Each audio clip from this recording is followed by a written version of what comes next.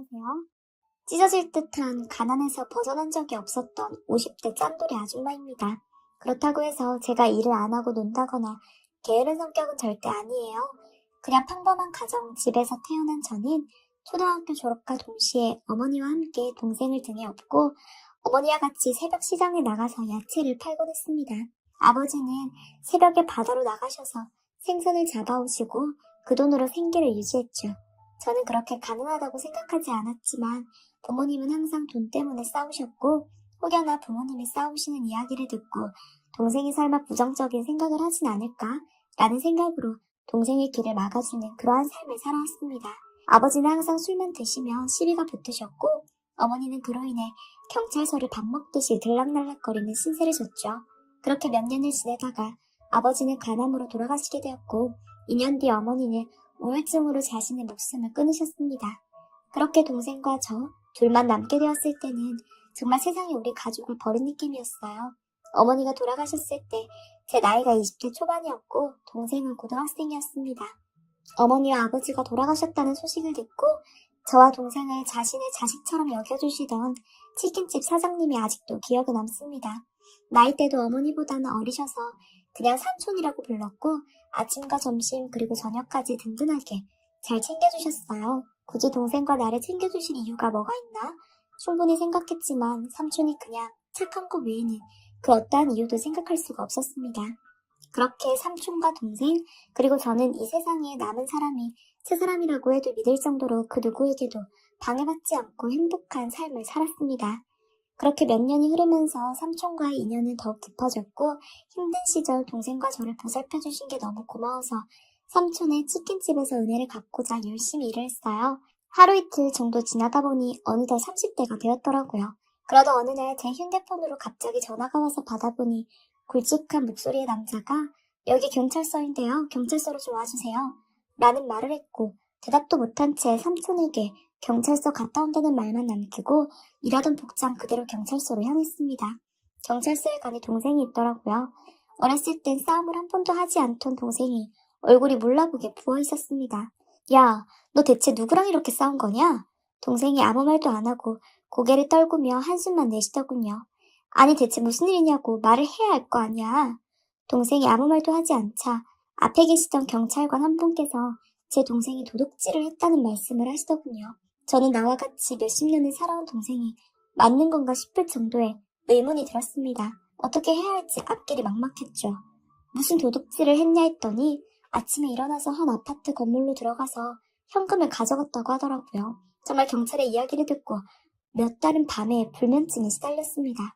그러다가 갑자기 그 집 피해자 여성분이 경찰서로 도착하셨고 손이 발이 되도록 동생과 무릎을 꿇고 빌었습니다. 제발 용서해 주신다면 어떠한 것이든 다 하겠습니다. 말이 끝나기 무섭게 그 아가씨께서 몇 분을 조용히 계시더니 10분쯤 지났을까요? 합의해 드릴 테니까 700만 원만 좀 줄래요? 원래 1000만 원으로 하려다가 이렇게 사과하시니까 좀 줄여드린 거예요. 그런데 이게 700만 원 무슨 통장에 70만 원도 없던 터라 정말 앞길이 막막했습니다. 동생과 저는 이 나이 먹도록 돈 한 푼 없었어요. 아버지가 남기고 가신 도박 빚을 갚느라 항상 빚 독촉에 시달려야만 했거든요. 그래서 아버지가 미웠습니다. 하지만 우리 가족의 가장이셨고 제가 가장 존경하는 우리 엄마가 사랑했던 사람이니까 그냥 내가 미워해서 뭐 하겠냐라는 생각을 갖고 살았었죠. 일단 그 피해 여성분에게 일주일의 시간만 달라고 한 뒤 연락처만 받고 다시 치킨집으로 일하러 들어갔습니다. 가게에 들어오자마자 삼촌이 놀란 표정으로 대체 무슨 일인데? 라는 말씀을 해주셨고 상황 설명을 다 해드리자 삼촌께서 내가 그 700만 원 갚아줄게 라고 하셨습니다. 삼촌께는 괜찮다고 말씀드렸지만 삼촌이 아니었으면 제 동생은 교도소에 가야 할 상황이었기에 죄송하지만 또 삼촌에게 신세를 지고 말았어요. 우리가 그냥 친한 사이냐? 이 정도는 뭐 그 한마디가 너무 고마울 뿐이었죠. 그리고 너무 충격적이었던 저는 동생에게 제발 못 배운 거 티 좀 내지 말라며 마음에도 없는 심한 말을 내뱉었고 동생으로 인해서 피해를 받은 여성분을 생각하니까 정말 죄송스럽기만 했습니다. 그렇게 충격적인 하루를 보내고 이제 평화로운 하루를 보내나 싶었던 찰나에 또 저에게 소개팅 제의가 들어왔어요. 삼촌의 지인 중 저와 나이가 비슷한 카페 사장님이 있는데 한번 소개팅 해보는 것 어떻냐고 하시길래 딱히 연애 생각은 없었지만 흔쾌히 승낙을 하였습니다. 수요일 낮 12시쯤 분위기 좋은 파스타집에서 만난 카페 사장님과의 소개팅은 아주 성공적이었어요. 제가 아프다고 하면 새벽인데도 집으로 찾아와 간호해주고 비가 오나 바람이 부나 언제나 늘 한결같이 무서운 밤길을 같이 걸어 집까지 데려다주고 아주 자상한 카페 사장님을 만나서 좋은 사람을 만나게 해준 삼촌한테 너무 고마웠습니다. 그래서 치킨 가게 일도 소홀히 하지 않았고요. 무엇보다도 힘들 때 가장 가까이, 가장 오래 함께했던 동생에게 미안해졌습니다. 그렇게 남의 집 도둑질을 할 때 정작 나는 뭐하고 있었나? 동생이 그런 짓을 한 것이 오히려 제 탓 같아서 너무 심란했죠. 그래서 동생과 오랜만에 단 둘이서 술잔을 기울였어요. 치킨집 일을 끝내고 집으로 가는 길에 동생과 편의점에 잠깐 들려서 맥주 3개, 소주 3병을 사고 진솔한 대화를 나누기 시작했습니다. 기억이 잘 나진 않았지만 동생이 한 말이 너무 충격적이어서 그 말 한마디만 기억을 했습니다. 누나, 그거 내가 하고 싶어서 한 거 아니야? 라는 말과 함께 동생이 취해서 잠들어 버렸습니다. 다음날 아침에 저는 동생이 어젯밤 술 취해서 이야기를 한 것이 대체 뭘 말하고 싶었던 것인지 예상이 되지 않아서 동생이 일어나자마자 어제 대체 나에게 한 얘기가 무엇이냐고 따져 물었습니다. 그러자 동생은 기억 안 나는데 내가 그런 얘기를 했다고? 라며 오히려 저에게 질문을 던지더라고요. 사실 동생이 그런 말을 하고 기억이 나지 않을 것이라는 건 예상은 했지만 전혀 찔려하는 것이 없어 보여서 그냥 제가 잘못 알아들은 건가 싶은 생각이 들어 넘어갔습니다. 또 일상으로 들어와 돈 벌기에 정신이 없었어요. 어느 날 제가 휴대폰을 떨궈서 제 전화를 사용 못하는 상황이 있었습니다. 결국 저는 당분간만 삼촌 휴대폰으로 전화 받을게 라는 말을 흔쾌히 허락해준 삼촌에게 고마운 마음으로 열심히 일을 하고 있었죠. 그러던 중 갑자기 동생의 전화번호로 문자가 오길래 삼촌이랑 둘이 따로 연락을 할 정도로 친한가 보다 생각을 갖고 동생과의 문자 내용을 보게 되었습니다. 왜 항상 불길한 예감은 이렇게 적중하는 것일까요? 삼촌은 의미를 알 수 없는 이상한 숫자들을 문자로 동생에게 전송을 했더라고요. 문자 내용은 130, 23이라는 내용이 적혀져 있었거든요. 이렇게 삼촌이 문자를 전송하며 동생은 완료라는 단 2글자의 말을 남겼습니다. 물어보고 싶었던 것이 너무 많았지만 지금은 확실한 물증도 없고 저의 신증만이 있어서 어떠한 이야기도 못했어요. 제가 하나도 모르는 상태에서 섣불리 물어봤다가 진실이 더욱더 안 밝혀질 수 있겠다는 생각으로 그냥 보고도 모른 척을 했습니다. 그렇게 오전과 오후 장사가 끝나고 삼촌은 저에게 너 혹시 문자 봤어? 라는 질문에 저는 무슨 문자? 아니? 뭐 날라왔어? 라며 모른 척을 했습니다. 그 문자를 본 뒤 정확히 이틀 뒤 또 경찰서에서 저에게 또 연락이 왔습니다. 동생 때문에 또 와주셔야 한다고 했죠. 조금 예상은 했지만 그 예상이 맞지 않길 바랬습니다. 동생분 또 돈 훔쳤어요. 라는 말을 듣고 저는 정신이 멍해졌고 갑자기 며칠 전 동생과 삼촌의 문자 내용이 떠올랐습니다. 그리고 전 동생에게 너 내 눈 똑바로 쳐다봐. 이거 누가 시킨 거지? 라는 질문을 했습니다. 동생은 옛날부터 부모님께 혼낼 땐 눈을 제대로 쳐다보며 거짓없이 말하는 습관이 들어져 있던 터라 동생이 뭐라고 하든 좋으니까 제발 자신이 한 것만 아니라는 말을 하길 바라며 눈을 똑바로 쳐다보라는 말을 했어요. 그러자 동생이 사실 삼촌이 시켰어. 결국 저의 의심이 확신으로 바뀌는 순간이었고 몇 년 동안 동생 다음으로 가장 가까운 사람이라고 생각을 하게 해준 아주 고마운 삼촌이었는데 누군가가 망치로 제 뒤통수를 내려 찍는 듯한 기분이 들었습니다. 동생의 입에서 나온 저 말이 과연 사실인지 확인하고 싶어서 바로 삼촌에게 전화를 걸었고 삼촌도 경찰서에 오셨습니다.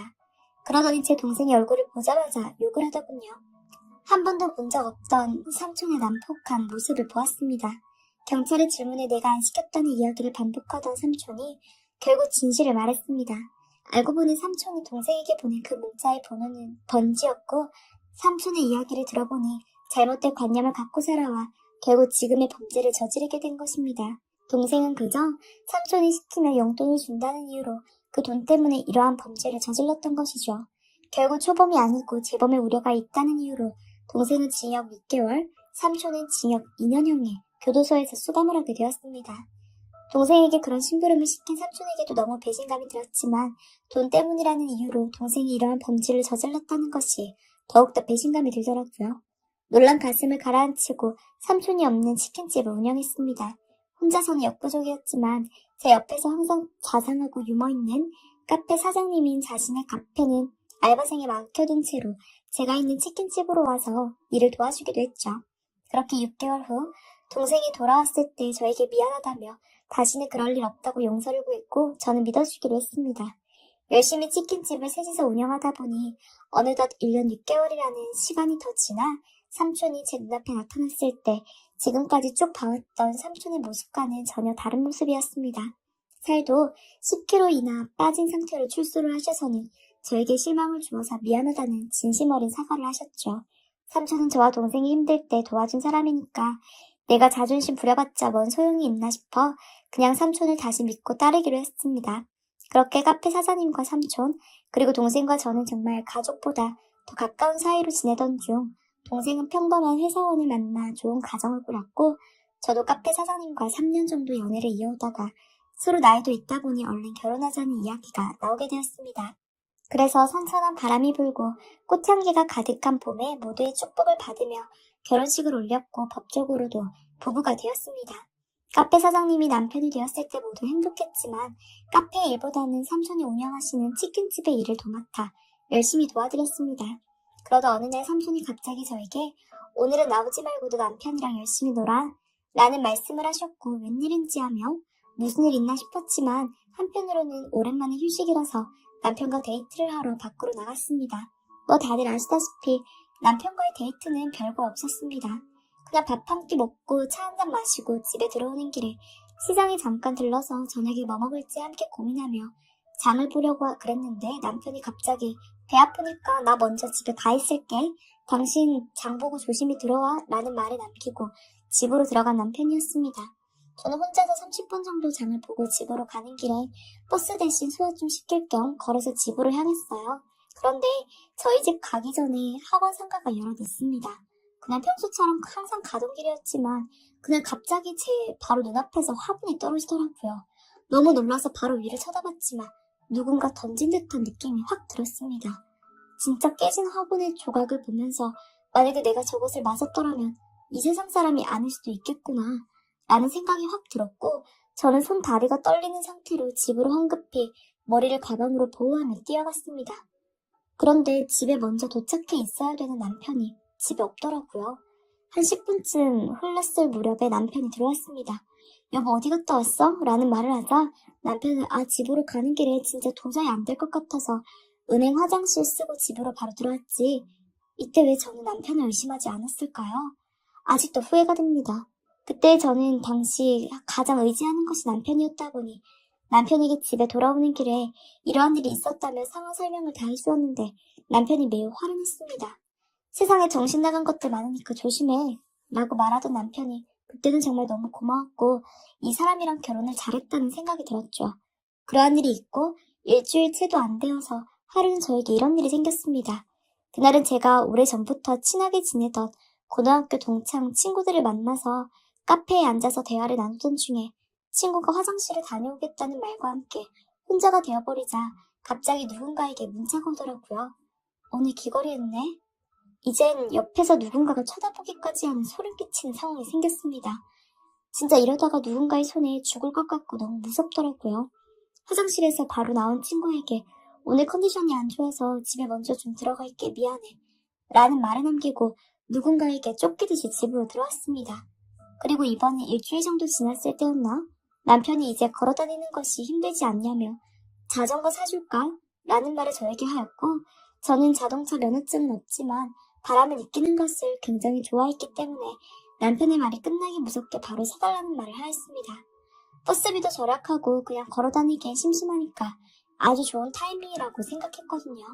그래서 바로 쉬는 날 자전거를 사러 자전거 상점으로 갔고 아주 새 것으로 장만했습니다. 그런데 자전거를 산 지 한 달 정도가 지났을 무렵 지금까지 잠잠했던 저의 목숨을 노리는 것 같은 일들이 다시 시작되고 말았어요. 저를 어디선가 지켜보는 듯한 문자는 또 시작되었고 이젠 이틀에 하루꼴로 보내기 시작을 하더군요. 그냥 무시하면 그만이겠거니 라며 생각을 하고 치킨집으로 출근을 하기 위해서 자전거를 끌고 항상 다니던 길로 다녔습니다. 그런데 나무를 심기 위해서 자전거 전용 도로를 막아놓은 것입니다. 조금은 겁이 났지만 그날에는 차도 별로 없어서 차도를 용기 내어서 자전거를 타고 가는 길에 갑자기 뺑소니 사고가 일어나고 말았습니다. 원래 보통 사람 같으면 사람을 치고 확인을 하고 가는 것이 맞을 텐데 이것은 분명히 평범한 사건이 아니구나를 직감했습니다. 그래서 결국 다리뼈가 부러지고 전치 4주가 나왔고 입원을 해야 되는 상황이 되었죠. 이번에는 구급차로 실려와서 남편에게 말할 겨를도 없이 경찰관 분들을 불러 신고를 했습니다. 그래서 경찰관 분들은 저희가 꼭 잡아드리겠습니다 라는 말씀을 하셨고 입원실을 나가시자마자 남편이 놀란 얼굴로 들어오더라고요. 대체 무슨 일이 있던 거야? 역시 나를 진심으로 걱정해주는 사람은 역시 우리 남편밖에 없구나 라는 생각을 했을 때 삼촌도 과일 한 박스를 들고 들어오시면서 괜찮아? 많이 다쳤어? 라는 말씀을 하셨어요. 한동안 결혼 때문에 바빠서 제대로 얼굴도 못 보던 동생도 병문안을 와서 매우 놀라합니다.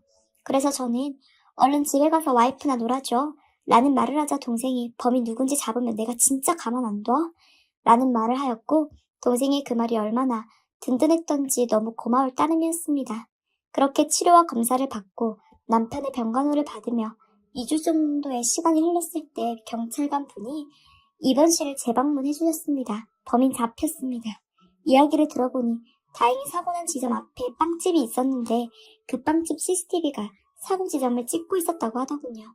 그래서 정말 다행이구나 라는 생각을 했고 잠깐 경찰서로 가주셔야 될 것 같습니다 라고 하셔서 범인이 대체 누굴까 라는 생각과 함께 남편이랑 경찰서로 향했습니다.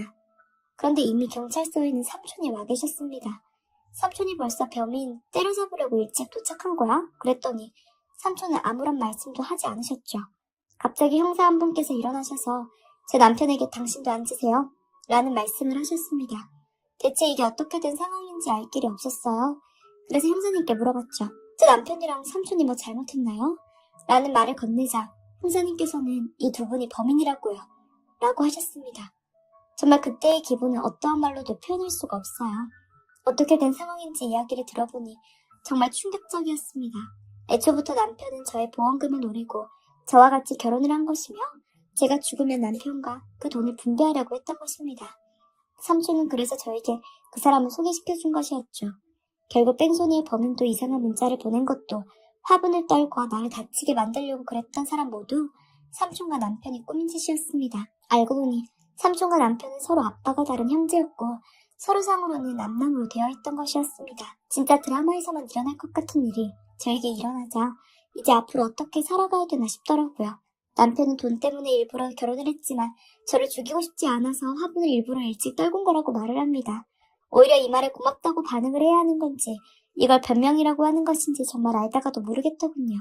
무엇보다도 제일 궁금한 것은 삼촌이 어떻게 나올까 했습니다.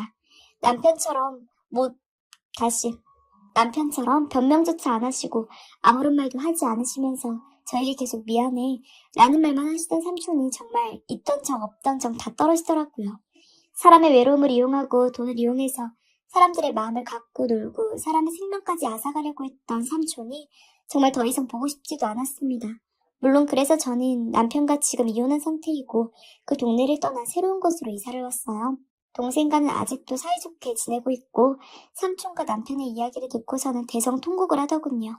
그러면서 내가 못 지켜줘서 미안해 라는 말을 저에게 하는데 되려 제가 미안해졌습니다.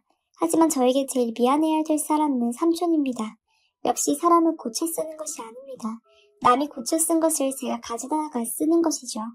그리고 힘들고 외로울 때 다가온 사람에게 너무 마음 주지 마시고 나 자신만을 믿으세요. 저는 새로운 동네로 이사를 와서 지금은 인테리어 공부를 해서 인테리어 쪽에서 일을 하고 있습니다. 완전히 새로운 인생을 살고 있죠.